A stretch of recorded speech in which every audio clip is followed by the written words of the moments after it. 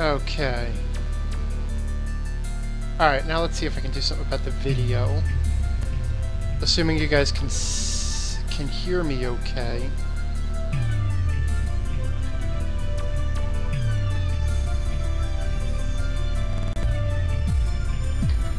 Oh wow, I just discovered that my my weather app on my phone tells me about nearby lightning strikes, and apparently lightning strike less than a mile north-northeast of my current position.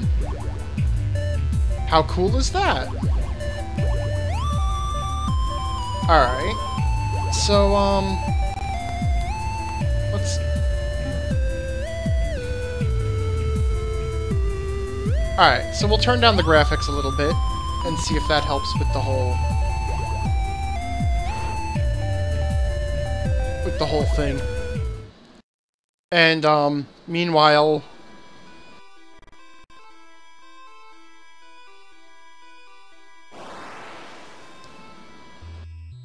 I'll just sit a little bit closer to the screen and...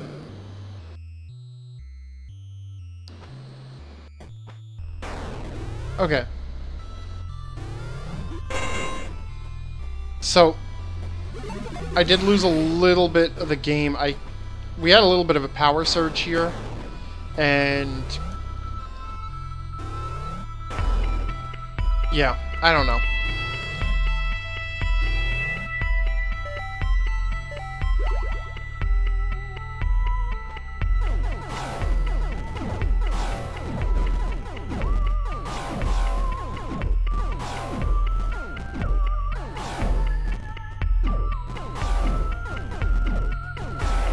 Alright.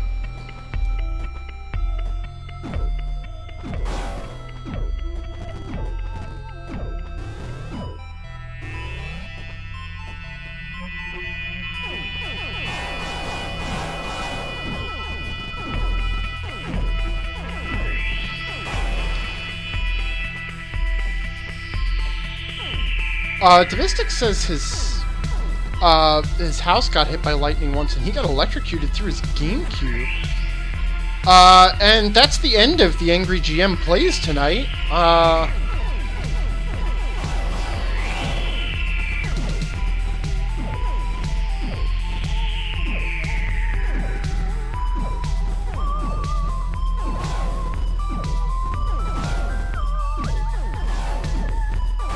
Hopefully the video quality is a little better now that I turned down the graphic options a bit. This is about the spot where the reflector went berserk.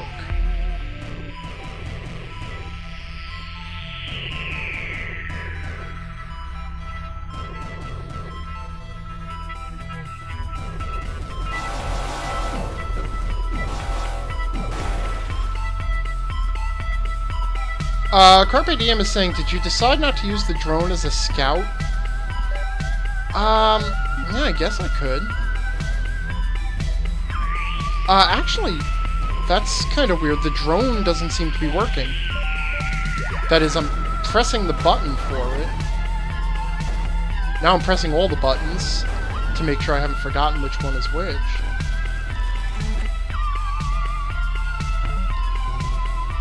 Okay, now we get to this weird thing again.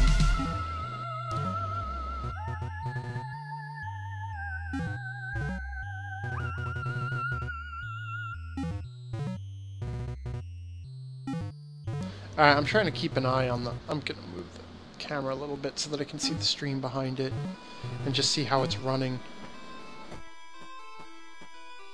Yeah, there's a little bit of stutter on the stream. I don't know... Whoops. Ah! You're stuck in that little gap! You can just stay there!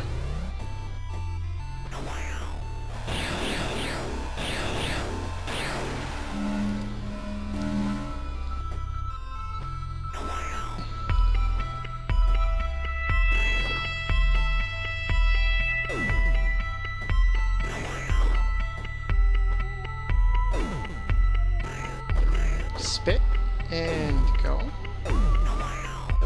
Damn it!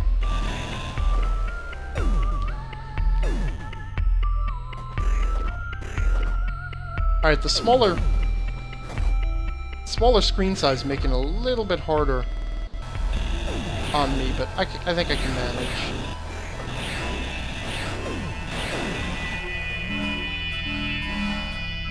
Just keep giving me health and I'll be okay. Shoot, and good.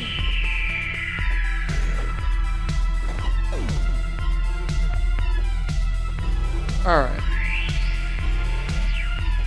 Oh, there's another room here, huh? Okay, the room of face ghosts. Whoops. Okay. Oh, right, and then that thing. Okay, but I can walk under here, but then I can't see the little...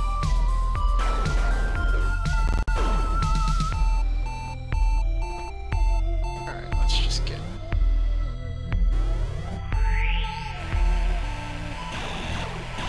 There seem to be more arms this time around. But they don't seem to be a serious threat, so I'm gonna go ahead and... Hey! Pathfinder RPG is here! How's it going? Shit!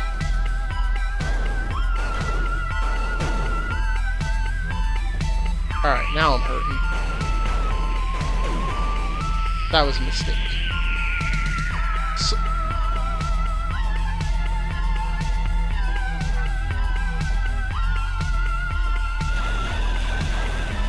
the distortion effect actually does make it a little bit more of a pain to land the jumps. Now I'm hoping that to the right... See, I should have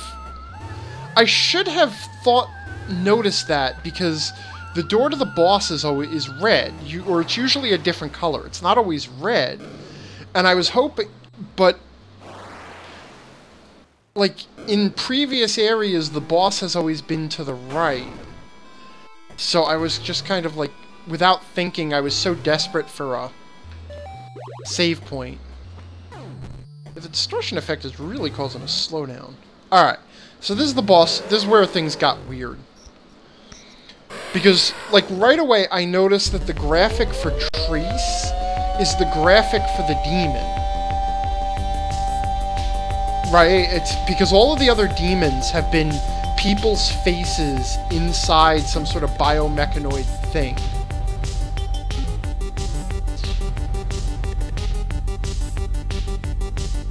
So I think at some point, I became... Like, I'm currently playing as the hallucination Trace, not the real Trace.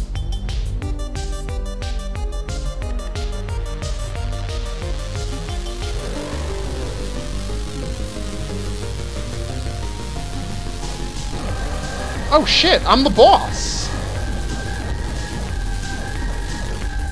And I have a...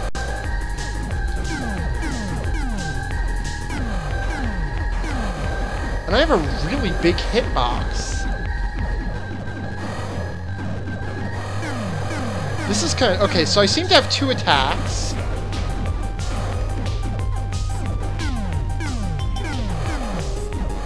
So I have the delayed sort of bombs. And then I have the sort of wavering blood beam. But it's kind of hard to... I have a feeling that I wasn't supposed to win that.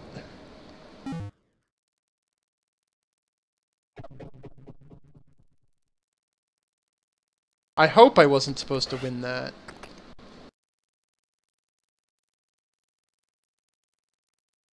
I don't know what the hell just happened. I have no idea.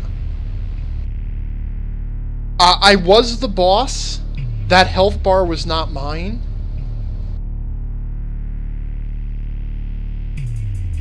But at the same time, like, this is kind of what Elsa Nova said was happening, that the demons were normal people that had been infected by the pathogen.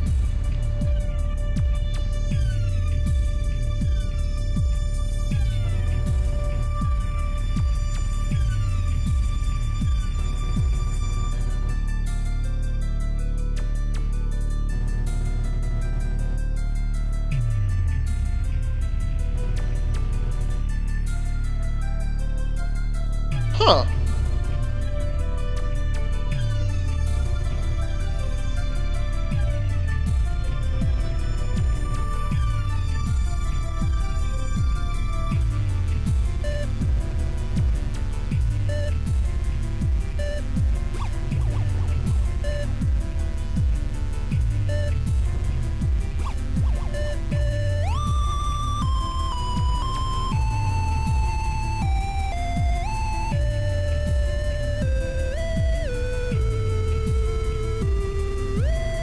Did I just beat the game?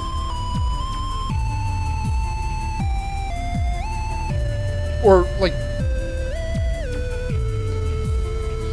the theory of everything.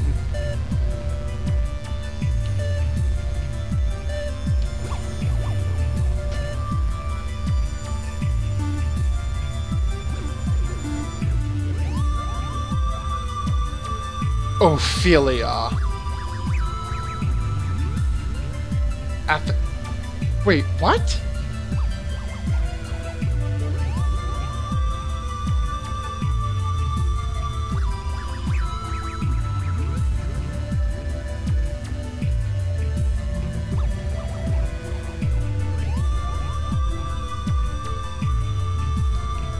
So this took a weird turn, huh? Kind of? Maybe?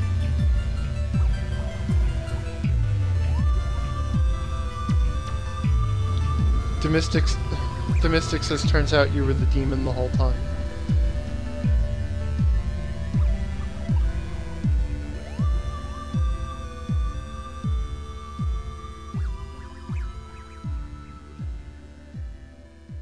The Mad Adventure says, that's a dumb nickname. Who's gonna remember that without a lengthy explanation?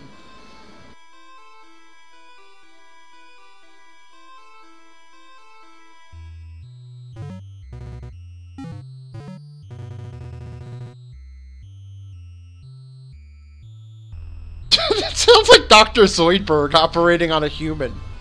I've cleared out the bioflux. Your nanogate should take care of the rest. I don't have either of those things.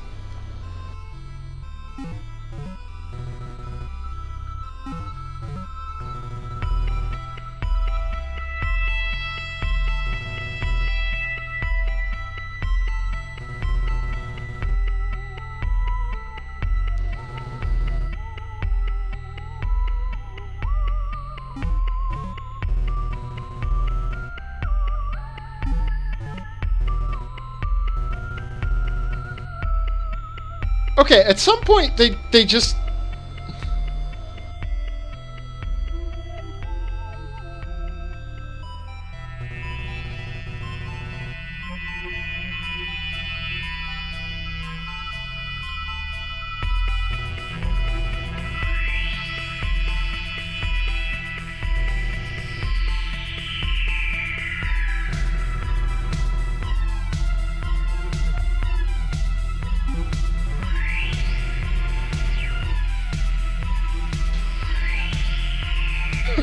Mad Adventure says, look, Trace, I'm just techno-babbling here. Don't ask complicated questions.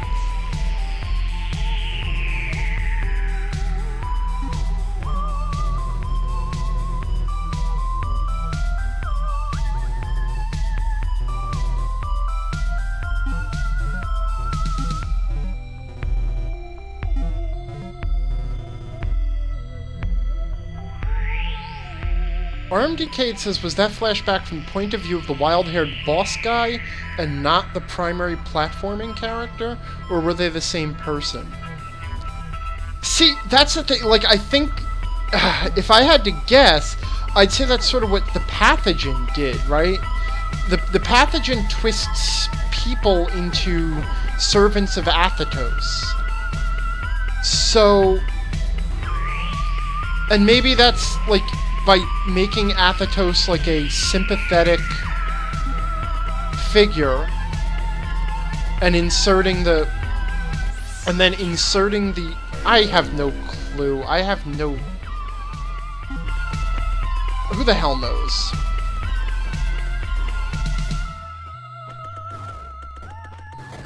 Maybe I should have just kept going forward instead of backtracking, huh?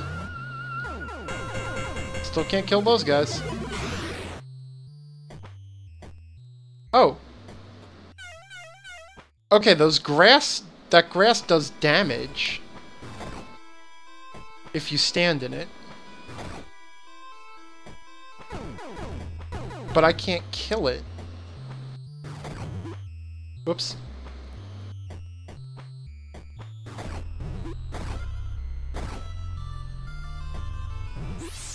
Mad Adventurer says, but you're Athetos. We're clear on that, right? No, I'm not entirely convinced I'm Athetos.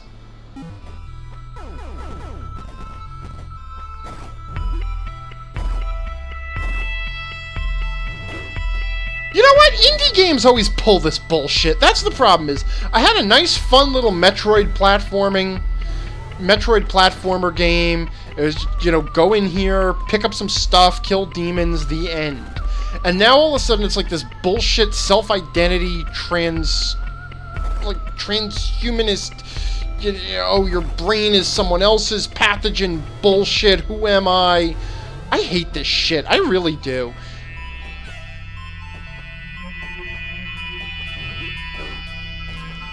Every fucking time with the ridiculous, like... Oh, and it's obviously so deep, you know? Whoops.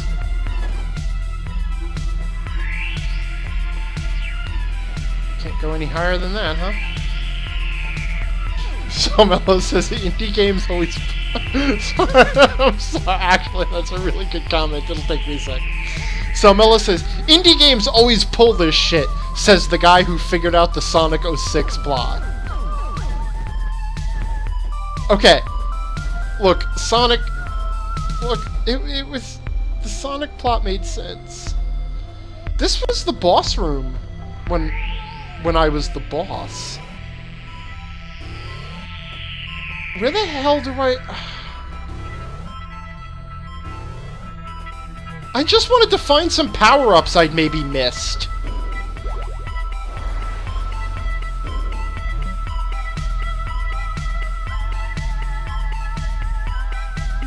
Alright.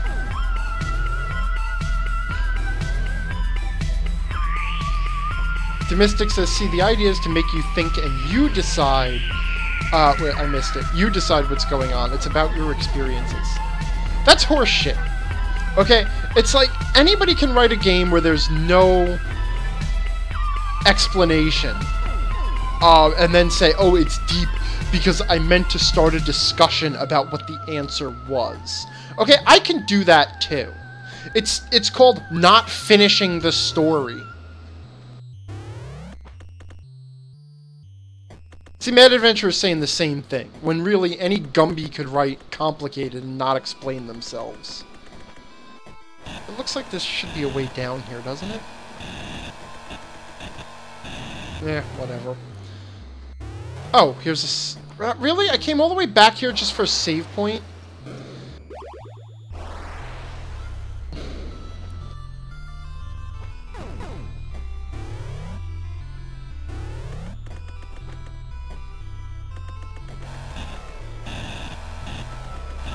It looks like there's a way down.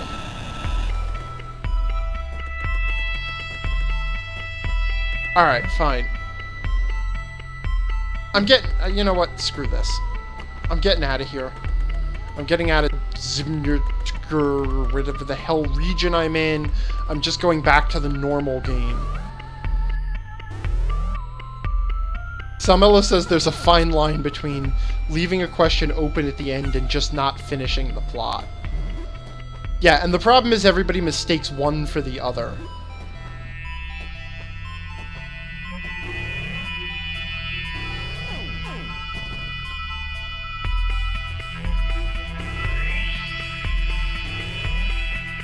At least the storm seems to have passed. Kind of am a little curious about that thing. Is that Ophelia? Or Elsa? No, that's one. It looks like one of the head people. Bound Fenrir says it's good that the game isn't over yet. They still have time to finish the plot. Oh yeah, granted. All right, let's just. Whoops, can't walk through. Wow, this place looks a lot different now that I'm not hallucinating it.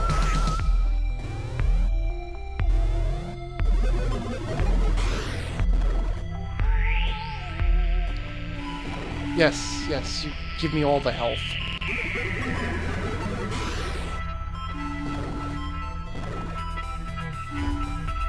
Demistic says usually if Chicago gets a storm, it blows up this way. Hopefully it doesn't go this far north. I don't know where actually you are, Demistics, to be totally honest.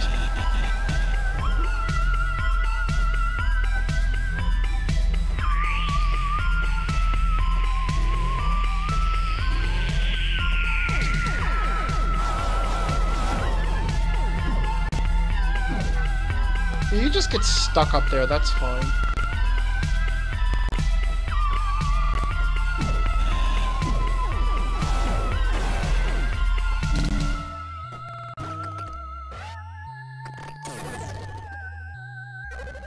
Oh, Domestic says he's in Michigan on the lakeshore.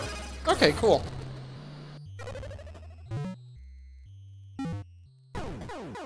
There is another door.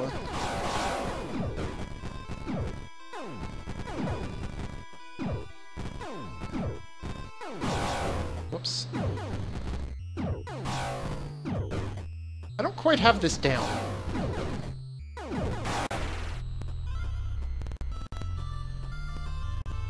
It's always gonna...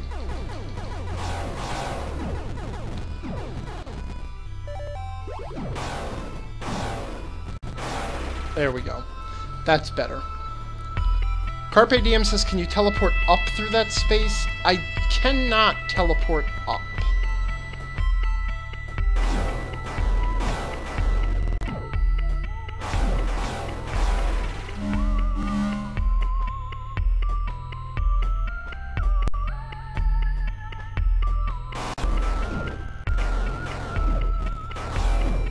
That's right, you just stay up there in your little corner and think about what you've done.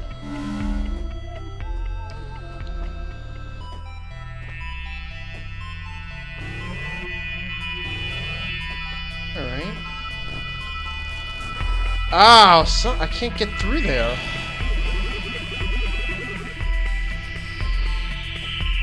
That's kind of a pain.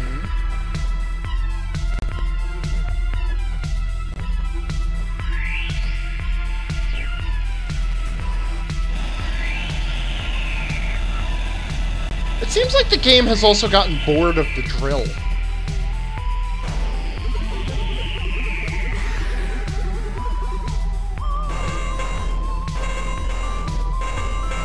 Oh, okay, I can't hurt them when they're in ball form.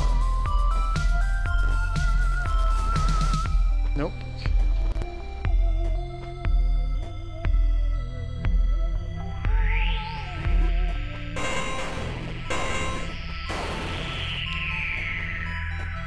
Ooh, another lab coat.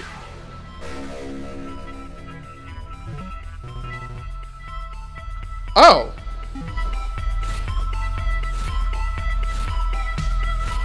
Well, that's handy.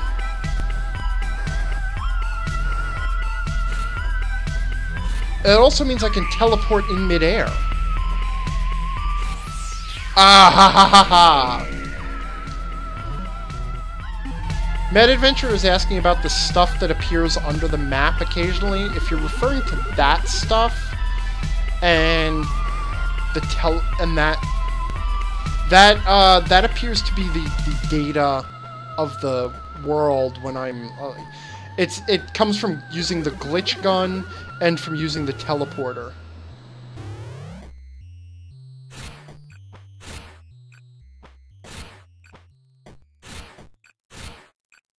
Okay, this is pretty cool.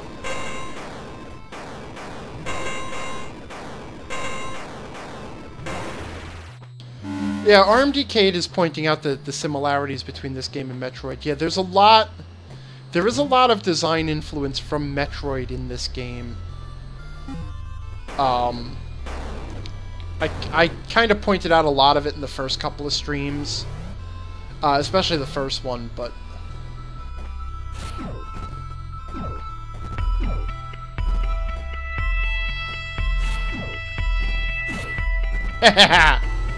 Yeah, you can't catch me now. Whoop. I actually kind of like the teleporter effect.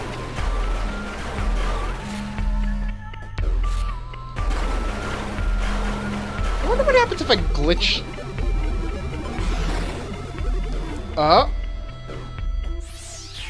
Hold on, if I glitch these things, they become health nodes?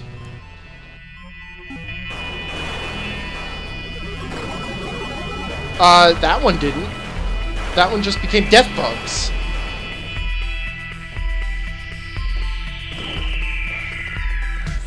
Salmello is saying a Metroidvania game with... Oh. This one's in English?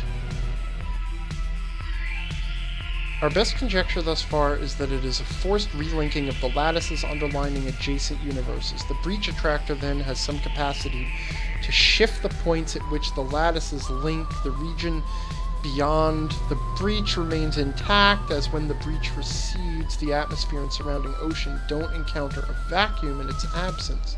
But there is a strong disturbance in the currents once the two... What the hell?!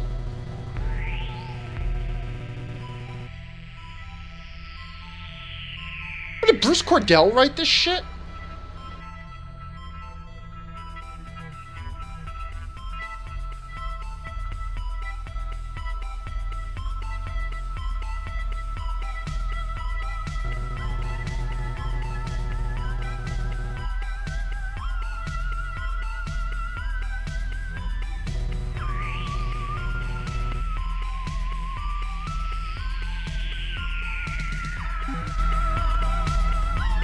Okay,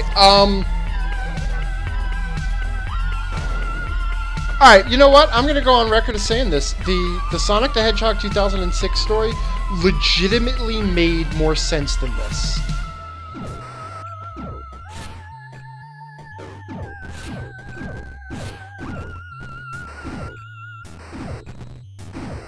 Whoops.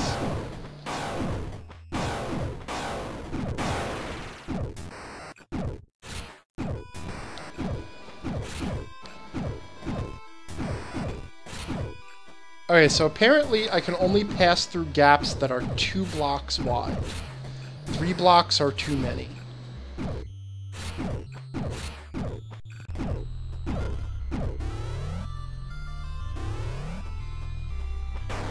Anyway, I'm continuing on my original plan of heading back and just exploring the prior areas now that I seem to have explored as much of this place as I can.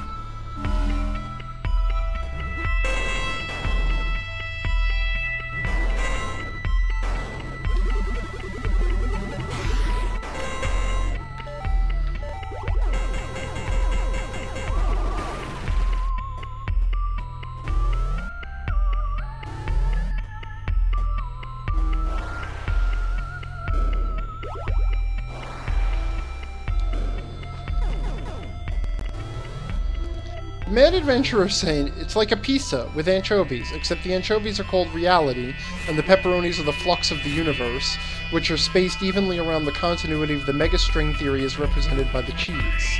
All clear now? Yeah, you actually could have written this game. Alright, and this appears to be... Okay, so I'm guessing this leads back to that big corridor-like world.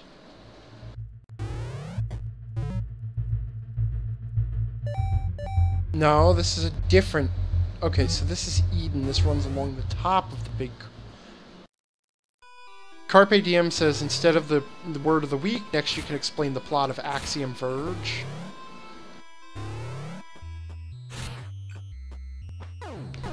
Look, RMDK is saying physics always makes my stomach ache. This is not physics, that's the problem.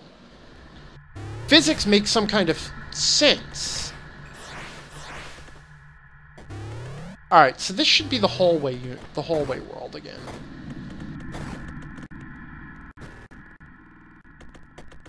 I really hate not having all the map squares covered.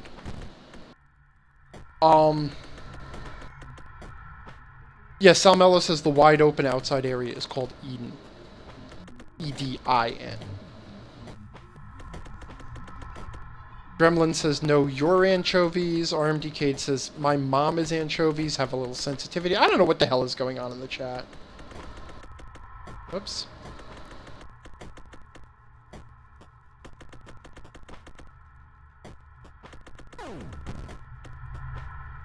Bound Fenrir is trying to claim that the game makes sense to him because he's a programmer and speaks in logic and programming.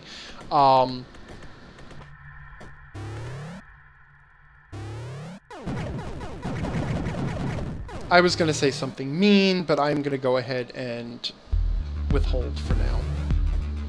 Alright. I should now be back in Eribu. Right, the starting area. Let's go clean... I'm going to do a little bit of a backtracking run here and just sort of clean out the starting area and see what optional power-ups I can discover. Oh, here's another thing. So I had found that, like, the secret glitch room, the secret glitchy world, I actually looked into it because on my subsequent playthrough, I could not find that glitched area again. You know, the place where Elsinova says, "Don't go in here, this is artifact, it's dangerous." And Trey says, "But what if there's something I need?" And then it's all shot through with scan lines and makes my eyes hurt.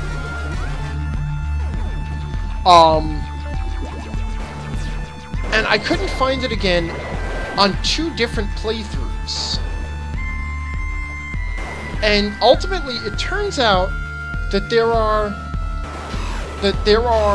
secret worlds or secret areas hidden in numerous regions of the game. I don't know if it's all of them or not. Because I do try to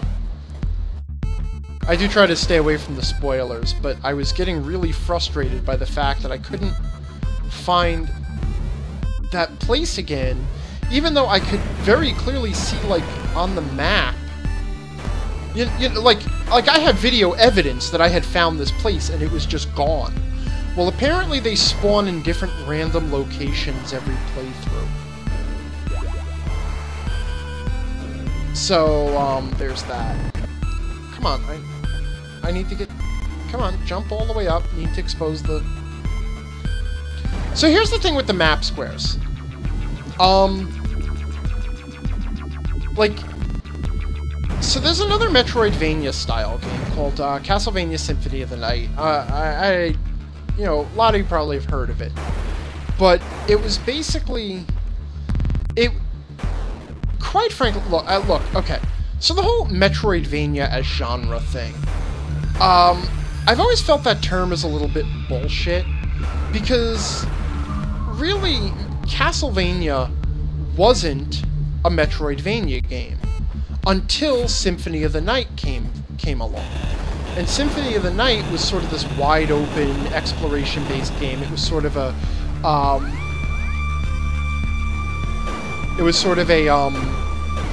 you know, Castlevania, or medieval horror, Van Helsing type.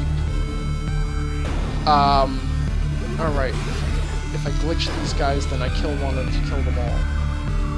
Anyway, this, in the upper portion of this room is an area I couldn't reach the first time through, so we're gonna go ahead, check it out now that I have high jumps and grapples and things. Whoops. Missed the grapple. So anyway, Castlevania Symphony of the Night was sort of a big change to the series because it had this open style play, whereas the Castlevania games had previously been very linear level-based games.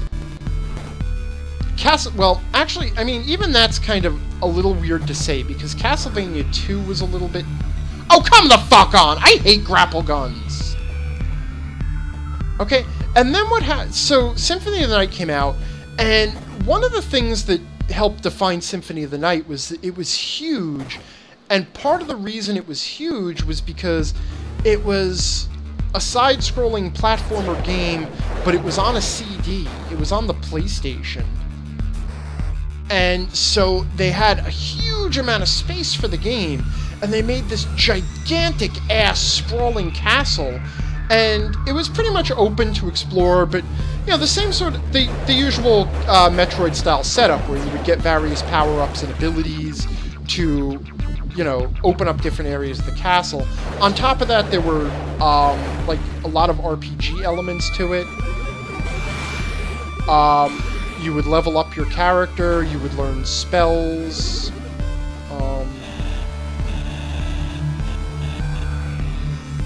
This room seems odd. You would pick up equipment, and you know, so on and so forth. But, you know, so that was the first Metroid game, or the first Castlevania game that was really a Metroidvania-style game. After that, Castlevania sort of went in two different directions. It went into sort of a 3D realm, and that was mainly on the N64, and then eventually on the modern consoles, it became sort of like very I don't want to say Devil May Cry gameplay, because it was closer to more like what the hell is it? It's like God of War style gameplay, but very action combat oriented, based around fighting off hordes of enemies. But anywho, and on the portable systems, it stayed a 2D platformer. That was on the Game Boy Advance, and those games were ostensibly Metroidvania-style exploration-based gameplay, but they were very story and plot-driven. They sort of, really? Come on, fuck you, now. I came all the way back here to check this stuff out, and I can't get through any of it. Fine, screw this.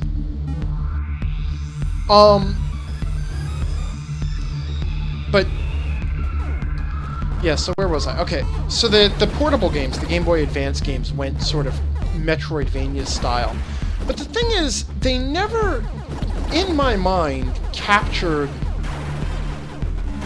really captured the Metroid spirit. Like, even Symphony of the Night, it was a big open area, and you did open stuff by exploration. You know what? Alright, here's the real problem, is I will always compare anything called Metroidvania to Metroid. And Metroid, especially Super Metroid and especially Metroid Prime, pulled off Metroid so well that nothing else is ever going to be Metroidy enough to deserve the name Metroid in my mind. And also, I'll also say it just seems a little bit weird to let a game sort of define the genre. You know, like, to have this genre that is defined by one game or several games. Storm is back and better than ever. That's good.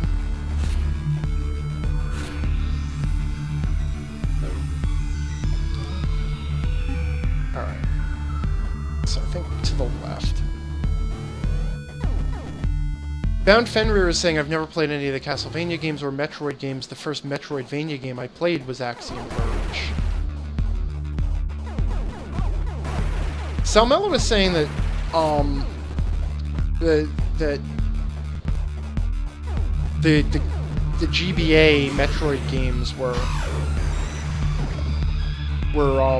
better than the original Metroid in terms of Metroidvania style play. And you know what? I don't know if I'd even agree with that.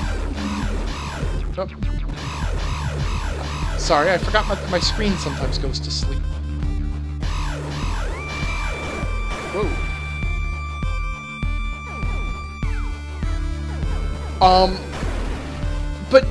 But like, okay, even accepting that, okay, you know,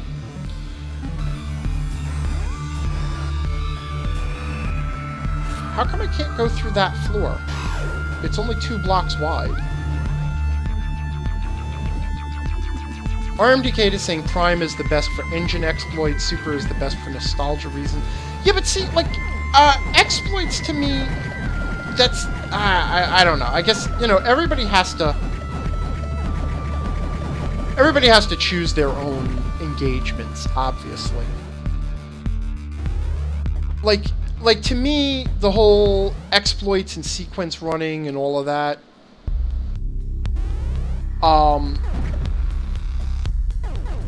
I mean, to get really, I like exploration and discovery-based games. That's really what it comes down to. I am always a sucker for this kind of a game. I actually like action games, even though I'm not great at them. Like, Dark Souls hit sort of both of my core engagements, because it was very exploration-based, and in some ways it was very Metroid-y. first of all, that it was an open and interconnected world to explore, but also in that it didn't give you a lot to go on. You sort of had to figure things out for yourself. I guess we'll use the hypo. There we go. Oh, I never came back for that thing, huh? And RMDK is also saying that Fusion is the best for sheer fun. Cue pitchforks and torches. Look, I actually did a run through of Fusion for you can watch it on the YouTube channel. But I like Fusion does a lot of things really well. It's less exploration-based gameplay. It's much more linear, but it's very much very well plotted. It's very well paced, and it does a really good job of creating a really good enemy. Fuck this. Salmello was saying, my problem with the original is mostly that the exploration was a little bit too open without any of the tools later games give you, like a map. Well, sure, but you know what? The problem there is that it was literally the first attempt. You know, and it's kind of hard to hold that against it. And I mean, I actually only recently beat the first Metroid game. I had never beaten it as a kid. I lost patience with the game pretty quickly when I was young. Metroid 2 on the Game Boy was the first Metroid I had ever actually beaten. Oh, finally something I can actually glitch through! How nice!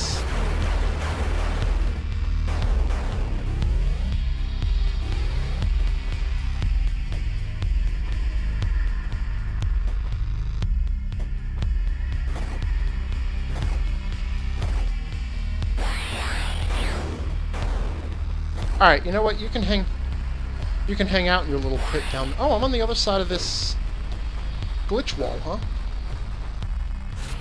Ha! Teleporter for the win.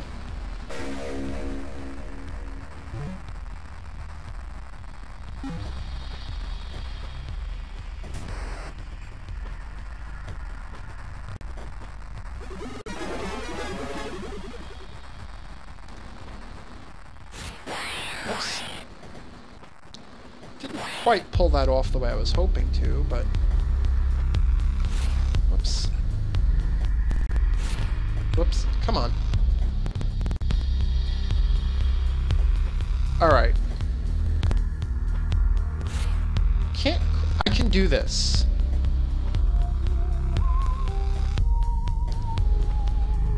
Because there's nothing to grapple up above.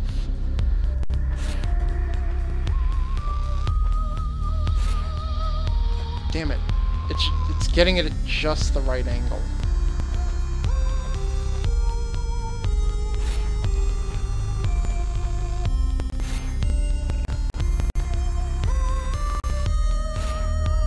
I know I can do this. Oh.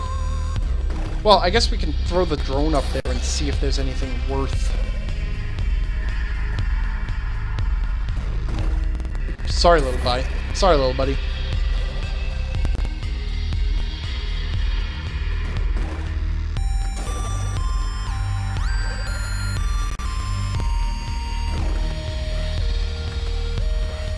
Okay, yeah, there's just one power-up in here. Carpe Diem says maybe if you teleport up and then continue falling right. I was actually trying it both ways. It's just the double tap is a little picky about when it detects and when it doesn't.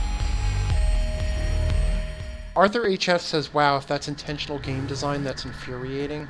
Well, it may not necessarily be. It may actually be something that I wasn't intended to do until I had another power-up later. That's the trouble. It's hard to tell.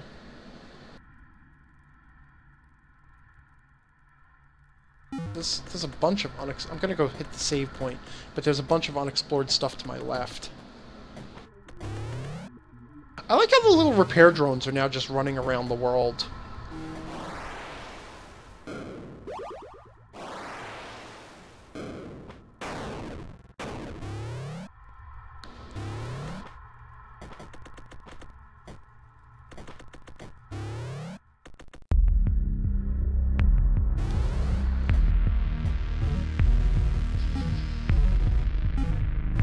Hey!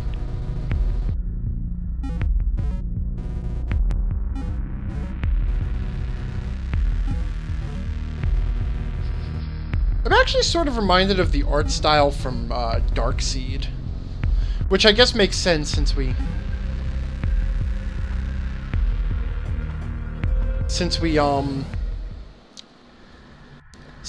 were already drawing the comparison between this stuff and H.R. Giger. Or Geiger, I don't know. Whichever way you say it. Alright, we'll head this way first. Salmello is saying, speaking of Dark Souls, are your videos of that still out there? I can't find them, but I wanted to see how you got through some areas. Well, because I stopped streaming Dark Souls, like, they're incomplete. I think... And there were a bunch of videos that I just sort of lost. Because that was actually when I first started streaming and I didn't understand how stuff got archived and how the archive was kind of limited. If I remember correctly, there's a thing here.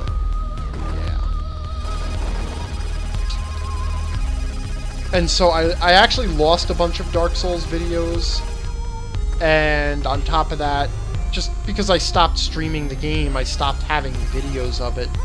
So I turned them all private. I mean, I did play through and beat the game eventually.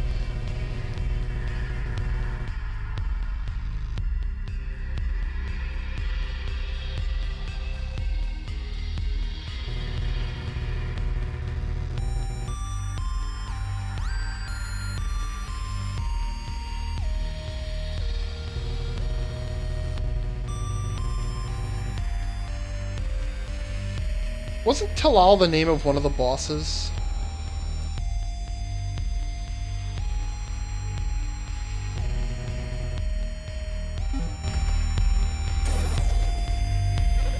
Oh, I shouldn't have done that. There was more... By the map, there's more area to explore.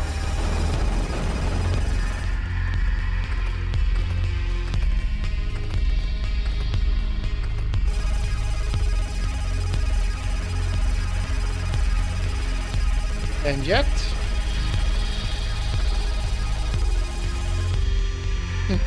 Alright.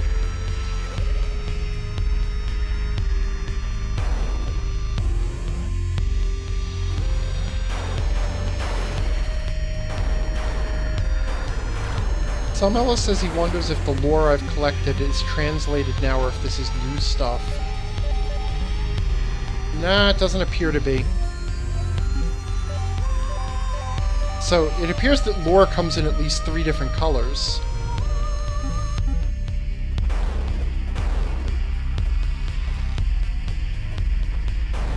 I actually think I remember this place.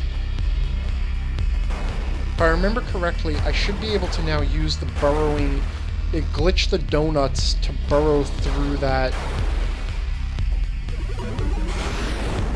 Yeah. There we go. Burrow through that barricade, and then I can use the Kilver to get through the laser gate. Yeah, okay. Why do I send... Mad Adventurer says he can translate this for me if he wants? If I want? Really?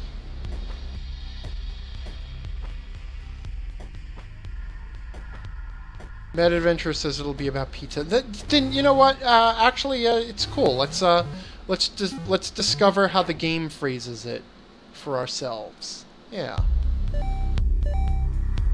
All right. I think.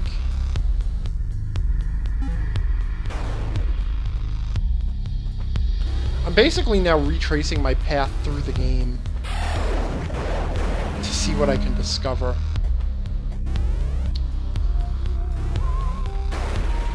It is kind of cool with the, I do like how the damage of the weapons gets leveled up.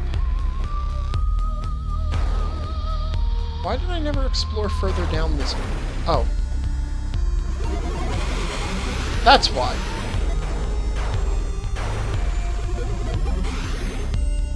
You're not gonna dig some sort of passage for me?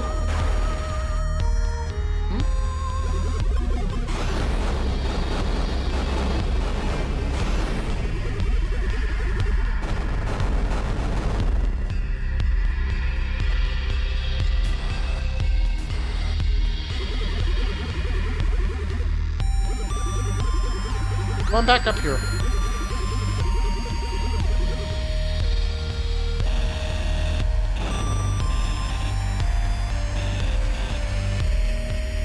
Alright. There we go.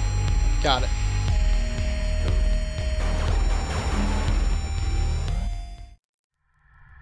Okay.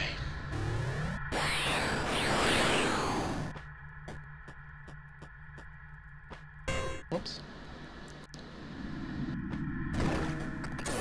I'm not really good at throwing the little beetly bug. Metroidvania says it starts with 1 billion years of, what is that, a range upgrade? So basically this is all just missile packs now. Missile packs and energy tanks. Samala says he really likes the drone mechanic. I do too. Honestly, I will say that this game does have a bunch of cool mechanics. I really dig the glitch gun. For the most part.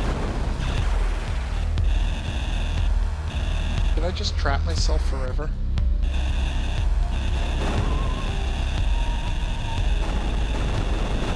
No, I guess not.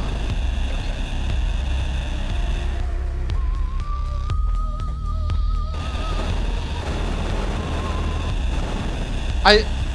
And one of the things, like, the glitch gun makes me wonder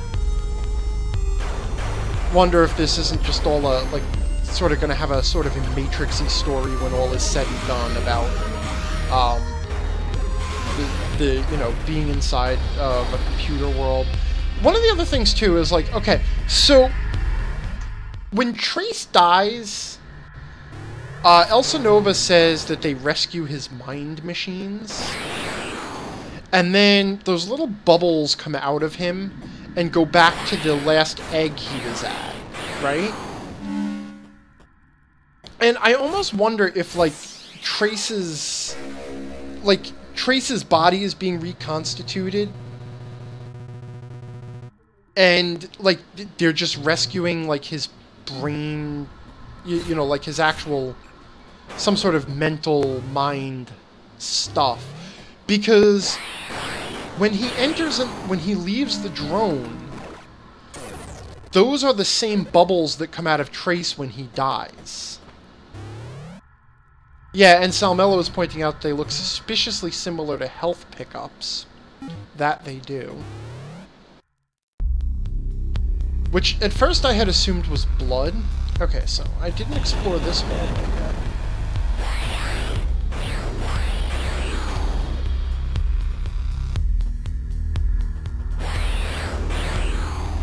And then there's also that door I didn't go through because I couldn't teleport. Metroidvania is pointing out they subbed in a Cyrillic alphabet and you could probably decode it. Yeah, I actually wondered about that myself in the first playthrough. Because I did that with Fez. Like, as soon as that first opening sequence... By the way, I loved Fez. You know, I'm just gonna go ahead and admit that.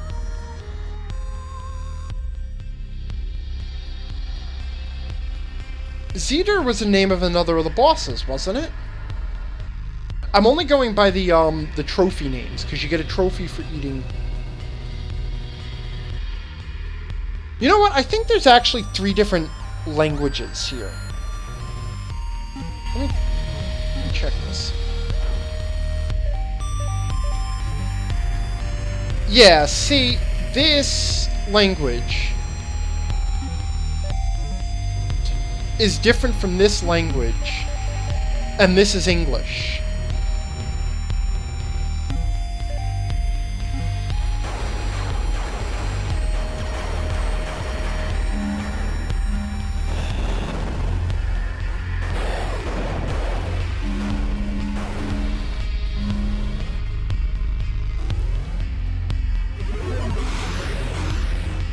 What is this? This is... Whoops. Oh, okay, this is the bottom of that room. Now I can teleport into here.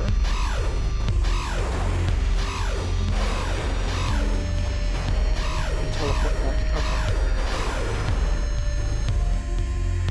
Domestic says this is confirming that this is English. Well, we don't know that it's English. It could be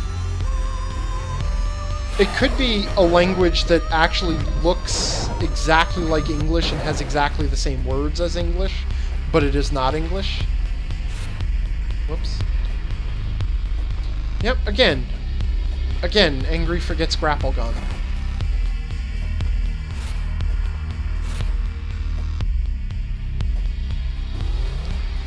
So I'm always saying the icons look sort of digital, stone tablet, and journal page. Yeah, agreed.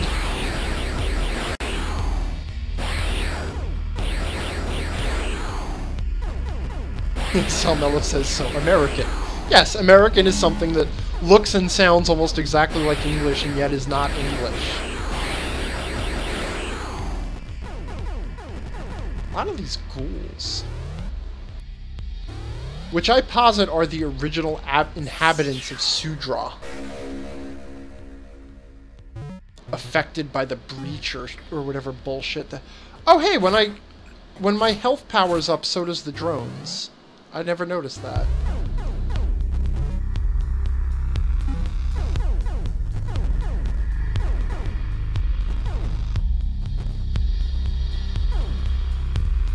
Alright, so on the walk back here, I'm out of coffee. This is depressing.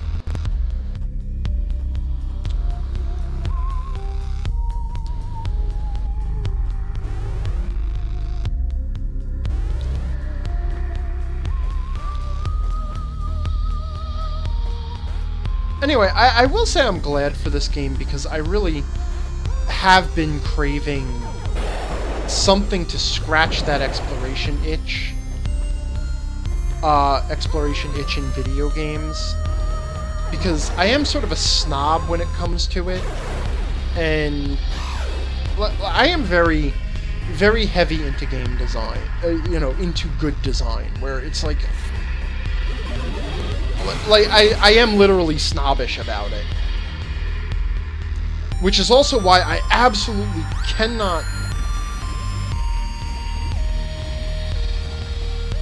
Oh, Salmello says he noticed that the lab coat upgrade, well, which was a trench coat, makes Trace look more hero-like, hero in a trench coat-like. You think maybe it's mirroring some sort of character transformation, like a John Crichton in the later seasons of Farscape kind of a transformation? Here's a save point I never discovered. Mad Adventurer is saying Decker. Oh, are we doing Shadowrun references now? Man, There's a game I would love to run. I gotta be... like... I'm not into Cyberpunk, but by the same token, I really love the mix of cyberpunk and fantasy, because I know Shadowrun is not cyberpunk, and if you refer to Shadowrun as cyberpunk in front of two true cyberpunk aficionados, they get offended. Which, like, on the one hand, I get that Shadowrun is not true cyberpunk. On the other hand, actually getting offended over broadening a genre is really stupid.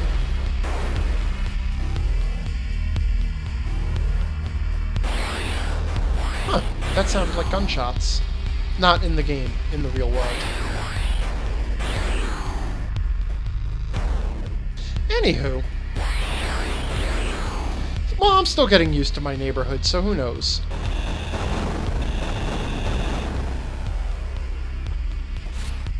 Salmello is saying, honestly, it makes me think Harry Dresden a bit. But then again, Harry Dresden was also basically, you know, Magical Cowboy.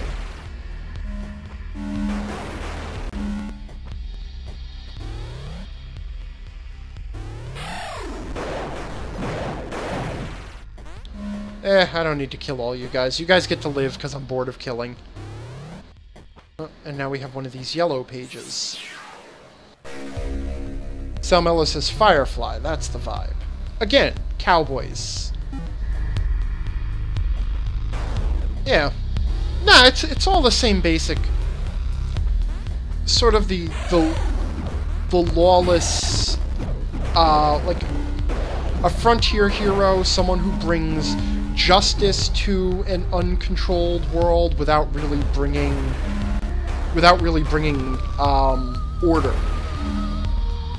You know, sort of the chaotic good mentality of bringing the protection for the innocent, protection for the weak, without bringing the trappings of civilization along with it.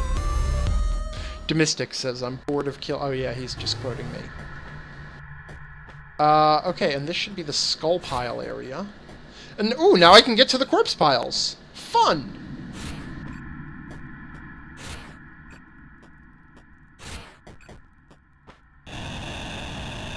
Really disappointed that there's nothing hidden here.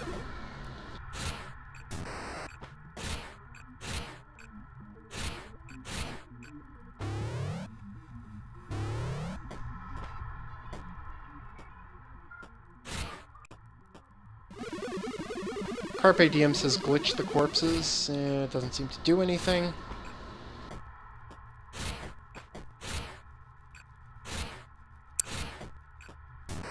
I don't think this... I think the corpses are just decoration. Yeah, like all good corpses are. And Salmella says Angry is bored of killing, but he's excited to reach the corpse piles again. Well, you know how it is.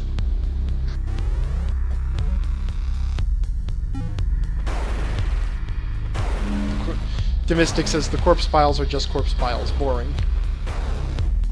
Well, you know, they're atmospheric.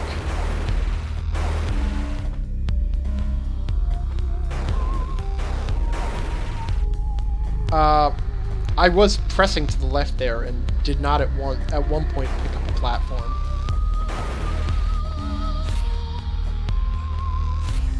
I could have just jumped and teleported all the way back up, couldn't I have?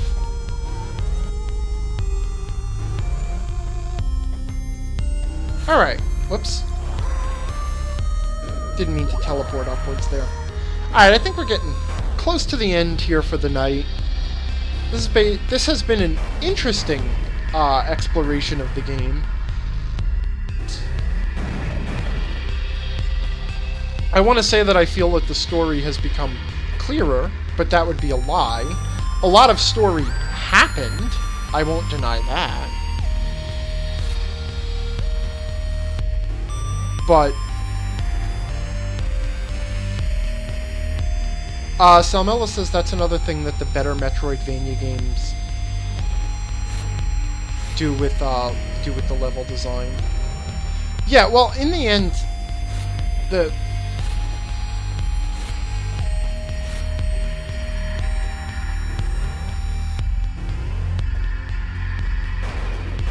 yes, that's a really good point. Salmello is saying another good thing that gets done in exploration-based gameplay is that the traversal powers, that is, the powers that open new areas, also become useful in getting through the old areas more easily. And that is definitely an important point. In fact, I sort of mentioned that, I think, maybe in the first session. I don't know, it's all starting to run together. But I talked about the idea of advancement through exploration. And, you know, one of the keys to advancement is that you have to feel more powerful than you did previously. And part of feeling more powerful is, of course, doing more damage and being able to trounce creatures that were problematic earlier. But another part of it, and I sort of even did a rant on Twitter about this, now that I come to think about it, about advancement in role-playing games. Because another part of advancement is just getting rid of inconveniences that bothered you at earlier levels. You know, take a simple example, like feeding yourself in the wilderness. Okay? And most groups, they don't even want to bother with the whole rations and food and tracking rations and all that shit. Which, okay, fine, I get why you wouldn't want to do that. But when Oh, okay. I'm back in Indy. But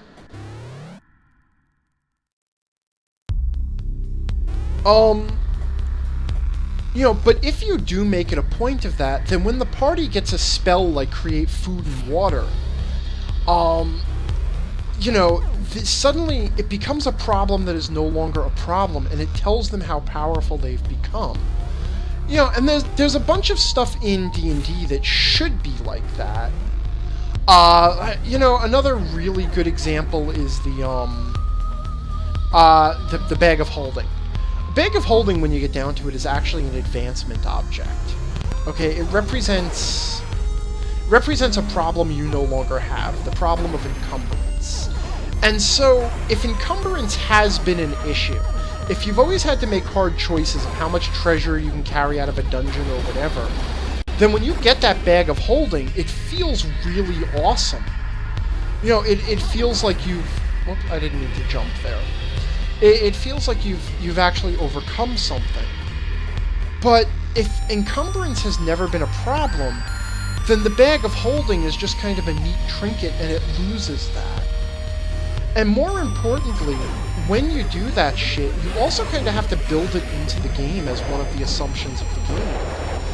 And fantasy RPGs, you know, like D&D, Pathfinder, even 13th Age, which is basically 4th edition D&D,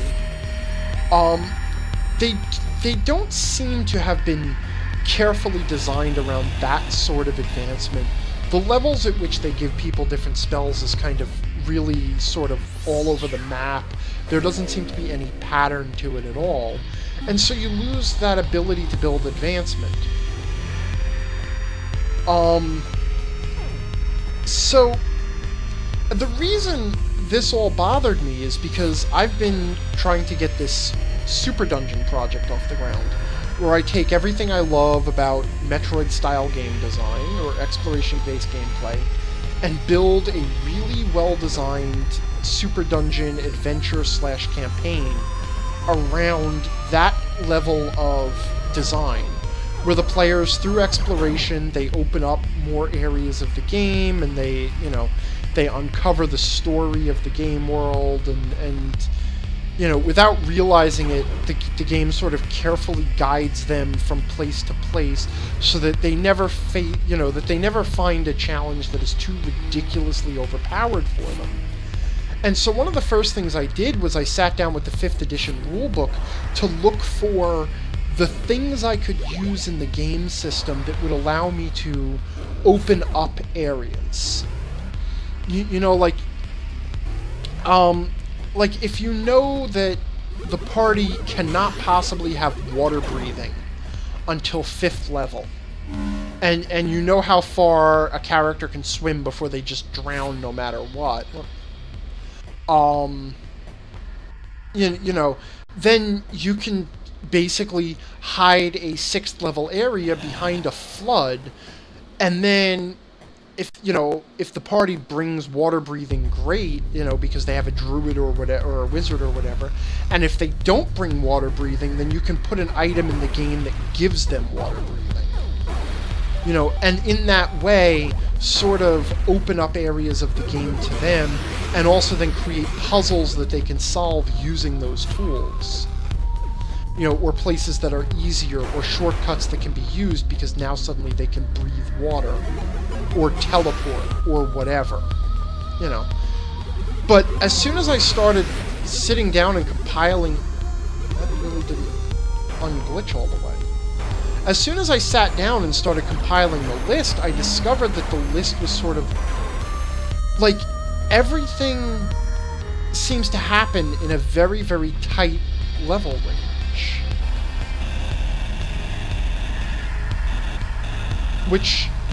Which made it sort of very difficult to then build to that style of gameplay.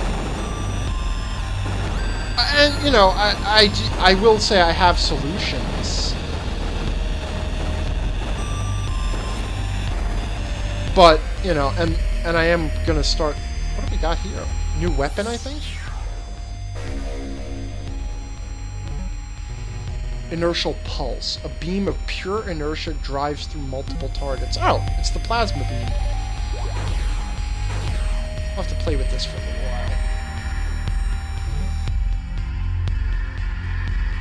Alright, I think that's I've pretty much covered Absu. I have absolutely covered Absu. I'm sorry for that. So I think at the next save point we're gonna...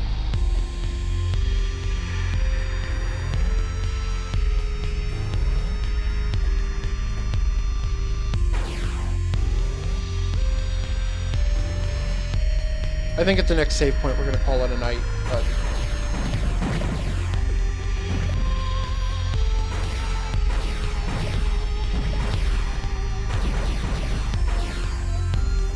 You know, it's just, when you get down to it, Arthur HS is asking about my solutions. Well, fortunately, you'll be able to learn all about my solutions because thanks to the level of funding on my Patreon, I am going to be blogging the development of this entire mega dungeon at theangrygm.com. So you'll be able to see those solutions. So where am I now? Z.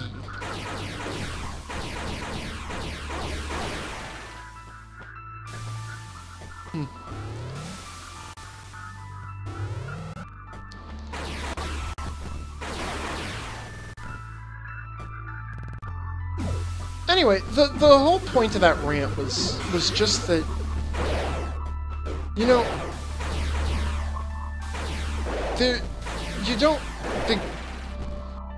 we need to find new ways to think about advancement in games, because the advancement that we've become very fixated on, that we've become very focused on, is advancement in terms of just raw numbers.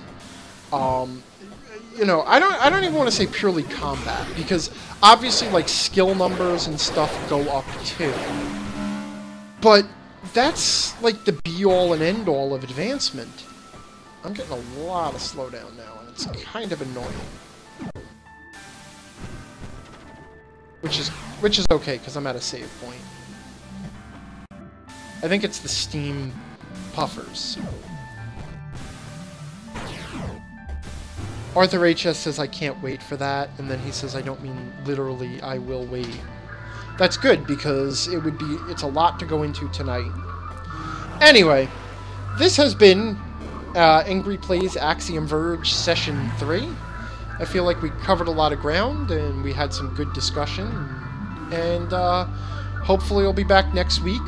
Friday at 9 p.m. Central will now be my standard streaming time, so feel free to jump in at any point. Or feel free to come visit any Friday. Mad Adventure is saying it's all about the XPs, Angry. You know that. If there's no XPs, then you can't advance. Yeah, I mean, yes, but you can tie more things to that XP, to the advancement. I'm not getting into this now. So anyway, so that's it. Angry out. I feel asleep. Main screen turned off. Good night. If I can remember how to main screen turn off. Shit, somebody set me up the bomb. How do I